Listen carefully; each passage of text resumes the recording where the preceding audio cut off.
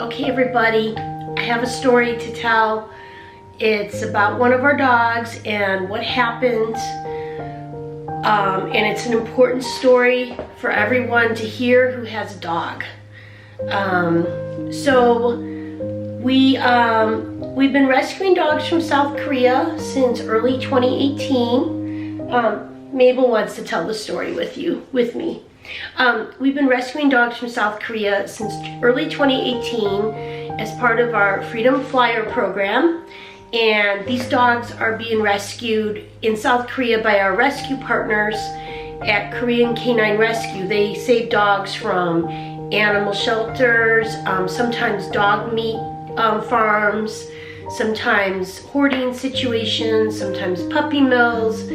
So the dogs that we're getting are coming from a variety of situations, and when they come here to America, they have a better chance for adoption because especially in the last year during the pandemic, because there's very few small dogs available in shelters. In fact, we've had a hard time finding small dogs to rescue in shelters because the shelters are giving the general public first dibs at adoption, which is understandable, of course. So the only dogs we've been able to rescue locally have been either senior dogs that nobody wants or major medical dogs that nobody wants. So, hi Mabel, I'm telling a story here.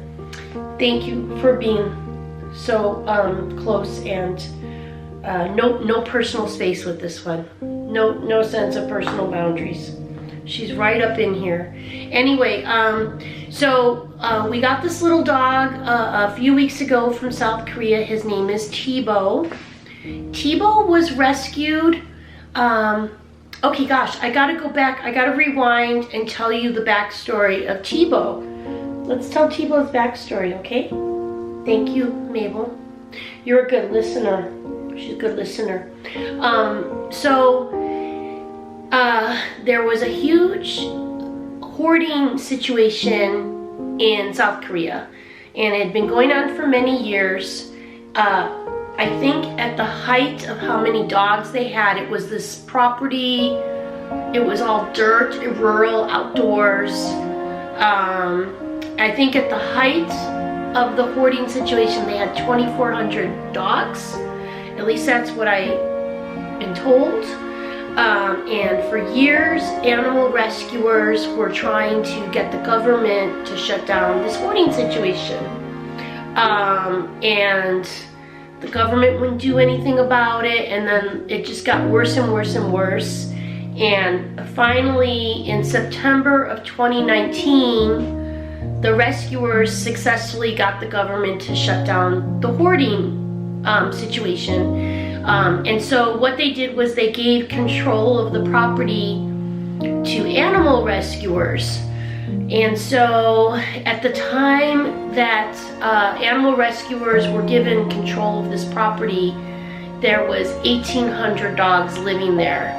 And rescuers from all over the country, all different rescue groups, they all showed up, and they built kennels. They put little tarps as roofs over the kennels. They had to go through every dog and identify the dog, male, female, spayed, neutered, not neutered. I'm sure there was dogs getting pregnant and giving birth, and it was a mess. So, and 1,800 dogs was a lot to get through. So, and this was in September of 2019. So, our rescue partners at Korean Canine Rescue have been slowly taking some of those dogs from this hoarding place and trying to find rescue groups in other countries to take them. So we've taken several dogs that originated from this hoarding situation. And Teebo, one of our recent arrivals, was originated from that hoarding situation. So imagine Teebo, he's not very old. He might only be 3, I don't know, 2, 3, maybe 3 years old. He was born into a hoarding situation. He lived in a shelter. I mean, he lived with animal rescue organization And so he's never been in a home. He hasn't been around people really. He's used to being around dogs. And so he's not a normal pet dog. He's scared, he's afraid, he's shy, he's timid, he's a flight risk. So that's little Teebo when we got him. Now I met up with one of our volunteers who was going to foster Teebo. This was a week and a half ago, almost 2 weeks ago. I met up with her, and I had Teebo like in a secure collar, an ID tag, and leash, and I explained to her that he's very shy and timid, and she had his leash secure and everything. She was putting him in her car, in the back seat of her car, and this happened right outside of our vet. I had gone into the vet with another dog, with our dog Lake.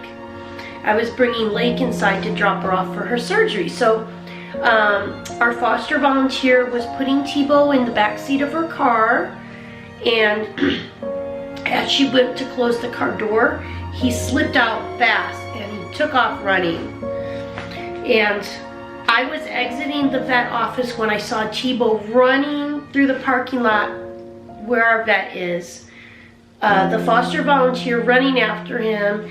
2 other men who witnessed it were running after him. I got in my car and tried to follow to see where he was running.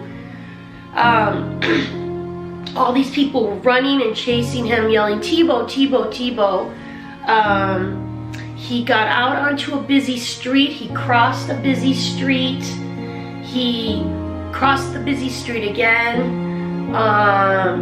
He ran down like a couple blocks. He found a little wooded area down a flight of stairs.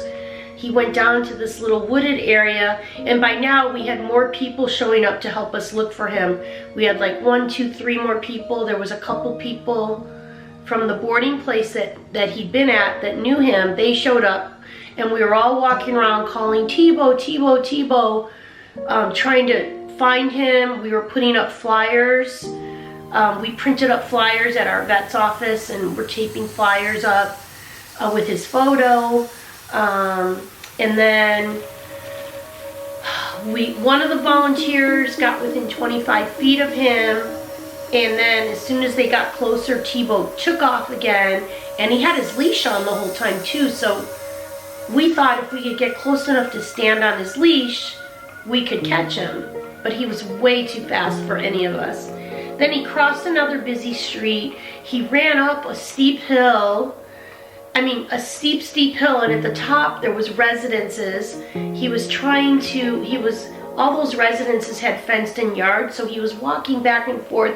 We could see him from the street. And then the volunteers started climbing the hill, the ones that could. I can't climb like that, but, and walking the area, and then a few of us were driving around passing out flyers to residents. So this was the first, he escaped at like 12:15 on a Tuesday, and we were doing this until like 7:15 at night because it got dark. And then one of our volunteers went online and found an organization called Dog Days Search and Rescue. I'd never heard of them, and we got so lucky. They're local, and one of their volunteers lives near the vet, and 2 of their volunteers lives like 15 minutes away. So they showed up at like 8 o'clock at night. It was already dark, and they had us do posters. So the first thing they did was, they were like, the flyers, no one's gonna see the flyers. You gotta do bright posters like at the dollar store, like neon pink posters, tape the dog's picture and just put "lost" with the phone numbers, like big, so people in their cars could see it from their cars. So we were putting up posters everywhere. We probably put up 50 in total. We put up like 30 that night and another 20 the next day. And then there was a sighting of Teebo, and this was very near to the freeway, very close. Our vet is like 3 blocks from the freeway.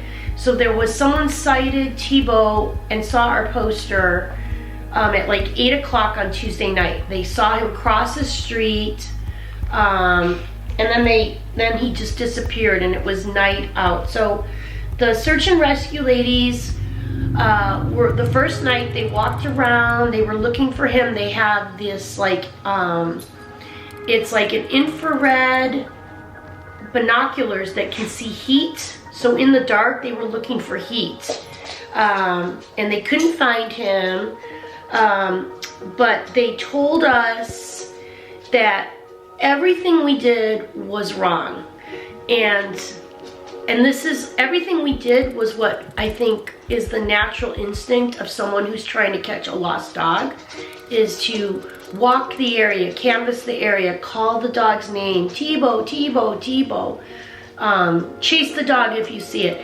Everything we did drove Teebo further into a state of fear and flight.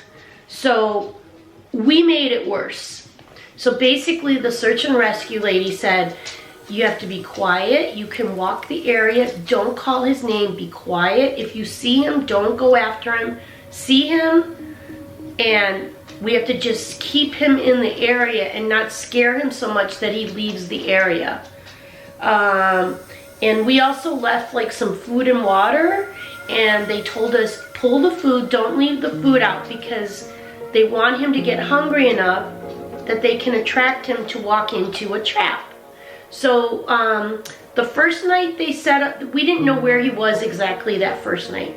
We had a general area of like maybe a half a mile area where he'd been running that day, or maybe a mile radius area. It was probably an 8-block area. They set up a trap, and these traps, they're long, and they put food at one end, and the entrance, the dog walks in the long trap, and when they get to the food, they step on a little pedal that closes the other end, so they're in there. And they don't get hurt. The traps don't hurt them in any way. So the first night they set up a trap, and they have these cameras, these very expensive cameras that are on the traps. And if there's any movement, any wildlife, any movement or activity around the trap, the search and rescue ladies get an alert on their cell phone. So the first night they set up a trap, but there was no activity. So then the next day was Wednesday. On Wednesday, myself and another volunteer went out and put up more posters. We put them farther away than we even thought that he could have gone, but it was so near the freeway. So by Wednesday morning, we got a report that Teebo had been sighted at 2 a.m. near the freeway on-ramp. A lady was getting on the freeway, was halfway on the ramp, halfway to get on the freeway, and saw Teebo run in front of her. And we were so scared that he was gonna be on the freeway and get killed by a car. In fact, I couldn't even sleep. I was worried about, anyway, I was just worried that he was gonna end up dead, hit by a car. That was all I was worried about. Because he didn't know where he was, and he'd never been out near cars and a freeway and people, and he was confused, and he was in flight mode. So anyway, and I had notified animal control, and we were calling them every day to check if they had found a dead animal, a dead dog, and luckily they hadn't. And he's microchipped, of course, and he still had his collar and his ID tag on, and I think he still had his leash on. So the second day, this was Wednesday, we drove around and put up more posters, myself and another helper. And then Wednesday, the volunteers from the search and rescue came out, and they set up another trap in the area. We were in the area near where he was sighted crossing near the freeway ramp. In fact, someone else later called and said they'd seen him at that same freeway ramp at 7 in the morning. So we kind of knew he was still in the area, so the search and rescue lady set up a trap again, and this was now Wednesday night. And they walk the area at night with they have beams, light beams that can go really far, and they had their heat-seeking binoculars, and they walked and walked and walked all night. They were out really late, till 1 or 2 in the morning walking around. This was the second night they did that. So now we're at Wednesday night. And that was when, so at 3:15 in the morning, so I guess the ladies went home at 2 in the morning, and then 3:15 in the morning, their cell phones alerted them that there was activity by the trap. So they got up and they looked, they could see on the camera that Teebo walked by the trap. They could see him. He walked by the trap, he sniffed the trap. You could see his little ID tag hanging, the light reflecting off of his ID tag. He still had his leash on. He walked by, sniffed the trap, but didn't enter it, and then left. So that was night 2. So that was Wednesday night, or Thursday at 2 or 3:15 in the morning. So we knew he was alive. So then Thursday, we went out again, and mostly the same thing. So on Thursday, they set up the trap again, and this time, the search and rescue ladies told me to bring a dog that Teebo knows, so that the scent could be left there. So I went to the boarding place and I borrowed one of our dogs who is, Teebo's been staying at a boarding place where we have a bunch of our dogs, so he knows them from doggy daycare. He has a big group of doggy friends that he knows. So I borrowed one of our dogs. Her name's Beanie, and she's also from South Korea. And then I also borrowed a blanket from another dog that he knows named Jojo, and it was Jojo's blanket from his where he slept at night. So I brought Jojo's blanket. The ladies from the search and rescue told me to hang up Jojo's blanket in a tree branch right above where the trap was, because the scent could get in the air and attract Teebo.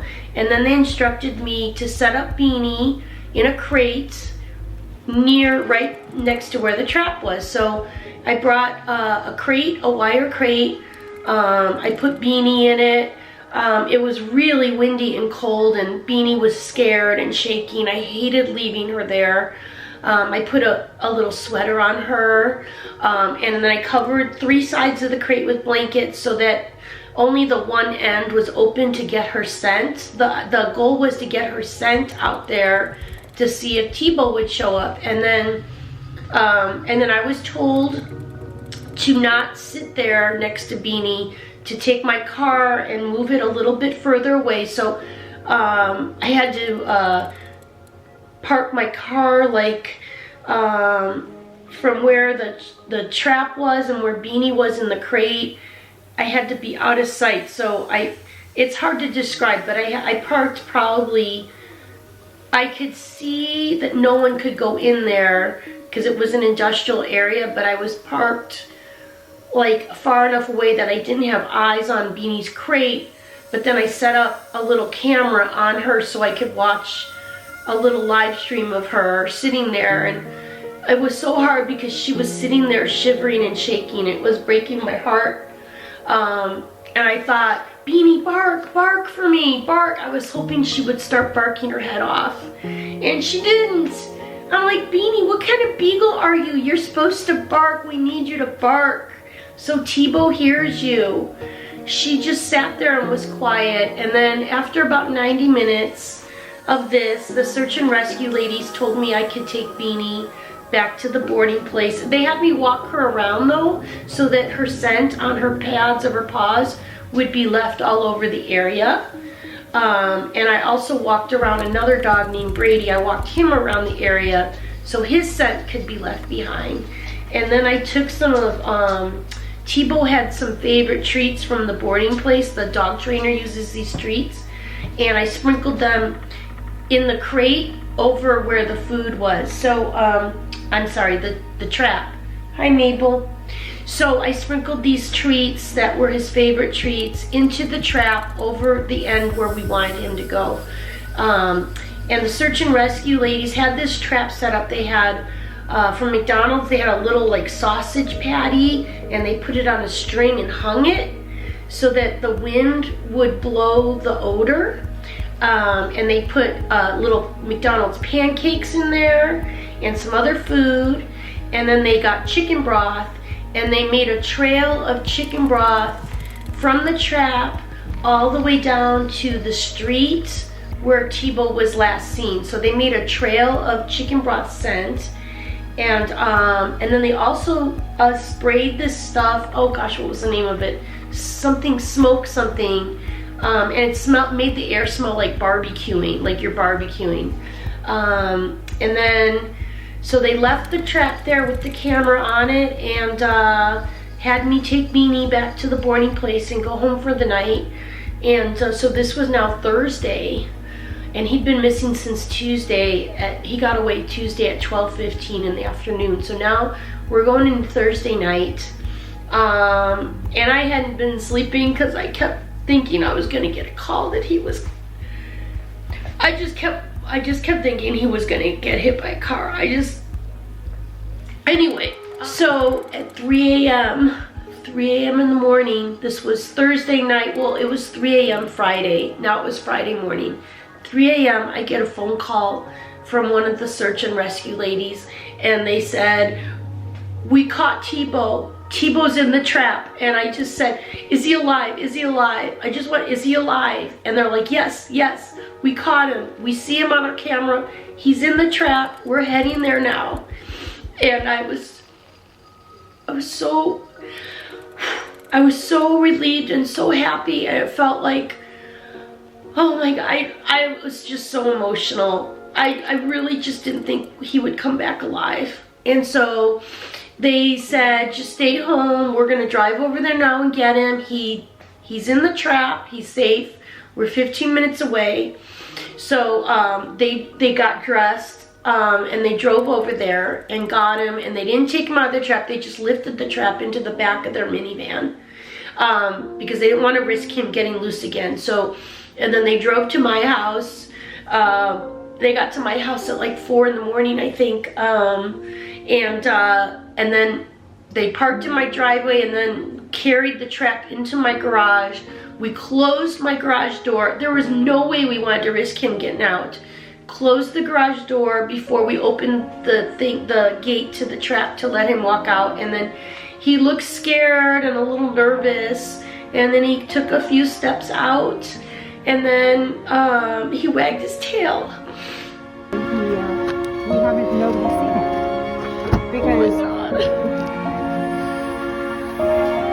Oh, Teebo, little man, honey, I love you. Oh my God, I'm so glad he's safe and alive. It's okay, buddy. He doesn't like pancakes. Oh my God, That was the pancake. Brady's barking his head off. The separation anxiety.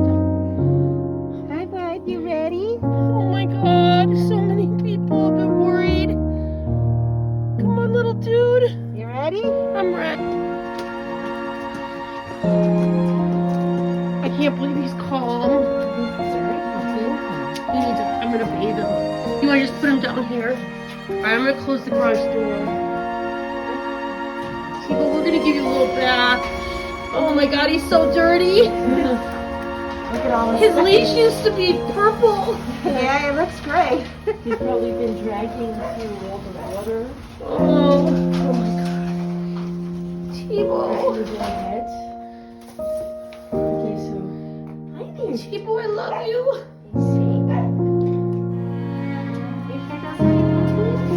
I'm so sorry you had this bad experience.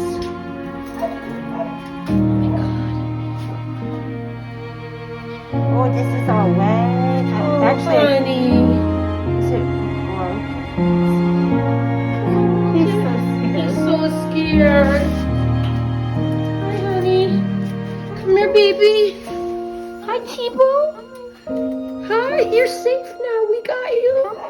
These nice ladies caught you. Come on, love. Here. Can you do this? Hi, honey. He's very passive, by the way, just so you know. He's not going to snap. He's docile. Oh, honey. Oh, honey. Teebo. Come here, baby. I'm going to give you a little shower. Oh, dear. He chewed up part of his leash. I don't know if he did that or if it happened to have, like it was caught on something maybe. Oh, hi, sweetie. Are you going to Jen? Hi, baby. Hello, good morning. Good morning, honey. Hi, baby. You're okay. That's okay. He's alive. That's all I care about. Yeah, why would you do that? Scare everybody. Oh. Come on, baby.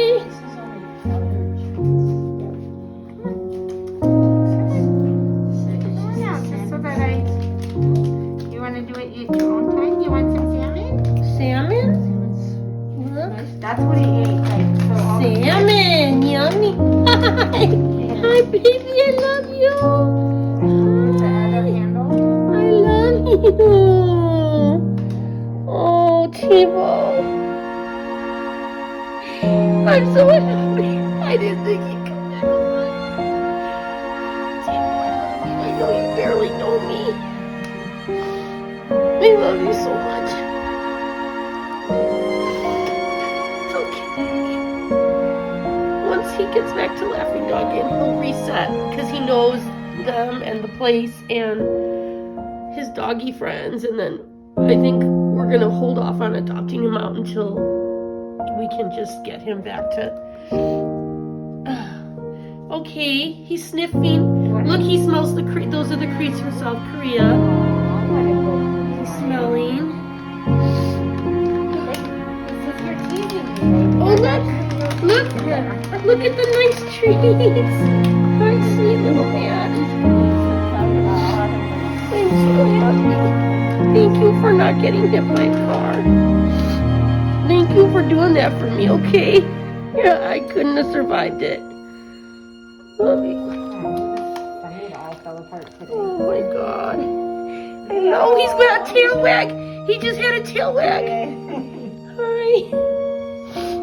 I love you so much. Hi, honey, I love you so much. It was so scary. It was so scary. You survived. His tail's wagging a little. Honey, you survived it. I love you. And, so anyway, I was so happy. I'm so happy that he's alive. And I'm so grateful to these search and rescue ladies. The name of their organization is Dog Day Search and Rescue. You can find them on Facebook, on TikTok, on Instagram. I think they have a website. They're all volunteers. They never get enough donations for just even basic things like gas money. I can't believe I never heard of them before, but they changed Teebo's life. They saved his life because I don't think we would have caught him alive. I don't think we would have got him back alive, and everything we were doing was wrong. Not intentionally, we just didn't know that everything we were doing was wrong. So Teebo is now back, and he's back at the boarding place. We brought him back there instead of to a foster home because we felt he needed to go to a safe zone. He knows it there. He knows the people that work there.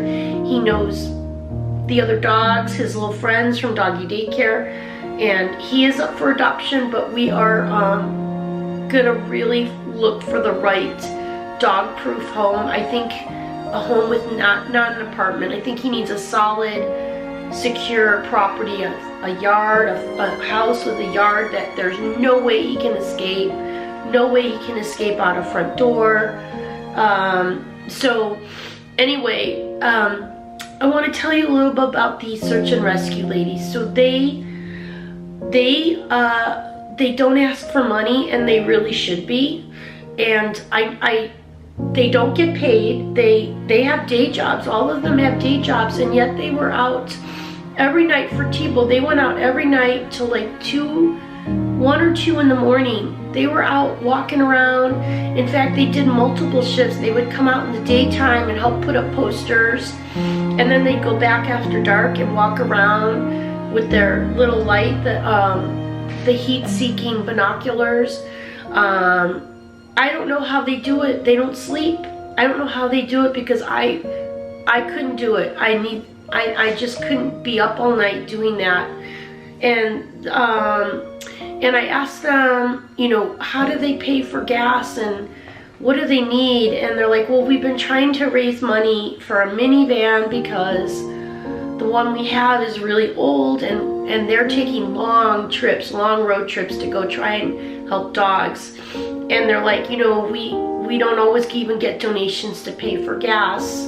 Sometimes they get gas cards, but mostly, you know, they're out of pocket, and they do have a nonprofit, so, and they need a minivan. And I asked them, I told them that I want to try and do a fundraiser for them to help them to get a new minivan, not a brand new one, but a new used one, so like, you know, $20,000 maybe, for a new, like a nice minivan or van, probably a minivan. And the reason they can't use an SUV, they need a van, because these traps, they have one trap for big dogs that's 6 feet long, and it's tall, and it's to catch big dogs. Teebo was little, so he used the smaller trap. So I told them I'm gonna do a fundraiser for them, and I think that our supporters are gonna donate. I believe in our supporters, and I know they're gonna wanna help. I hope they will, in honor of Teebo. And we have a donor, a mystery donor. They don't want their name used, but they are offering to match every donation, dollar to dollar, up to $10,000. So that means if our donors donate $10,000, it's going to get matched, and we will have $20,000 to give to these ladies who do all this volunteer work for free. And it can get them a new van, or a new used van anyway, and help pay. I think their insurance is $2,500 a year for a van. And if they have any money left over for gas cards for their volunteers to use,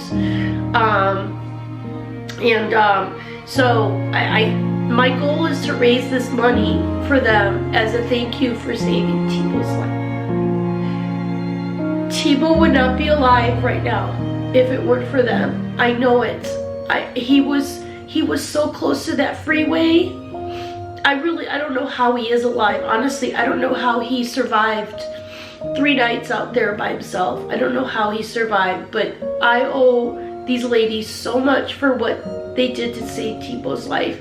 And I want to paw it forward so that they can help save more dogs. They mostly help rescue groups, but they also help pet owners who lost their dogs. And they never ask for money, and they really need to start asking for money, because it's what they're doing is unique and needed, and they are saving lives. Like, they saved Teebo's life 100%. He would not be alive right now if we didn't get them involved, and if they hadn't been so patient and put in all those hours to try and track him down.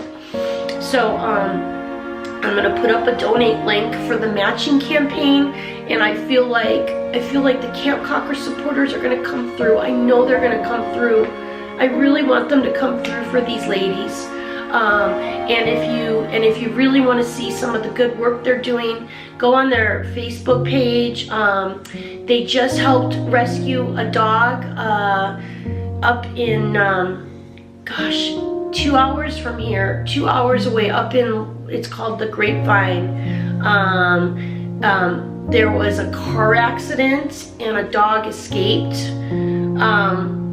no one got hurt, but the dog escaped. The car got crashed into and the dog got loose, and it was a very mountainy area. And they finally trapped and caught that dog, and that dog was alive. So anyway, so I hope that you'll consider making a small donation to this fundraiser. I really want to raise the money for their van. And I encourage you to go on their social media accounts, especially Facebook, which has most of the long stories of all the rescues they've been doing. It's Dog Days, Search and Rescue. I hope you go support them, like them on social media, send them a donation directly, or I hope that you'll donate to our campaign to raise this money for them to get a minivan. It would make me so happy for them to get a minivan, compliments of Teebo's rescue. So let's do this, everyone. Thank you for your support.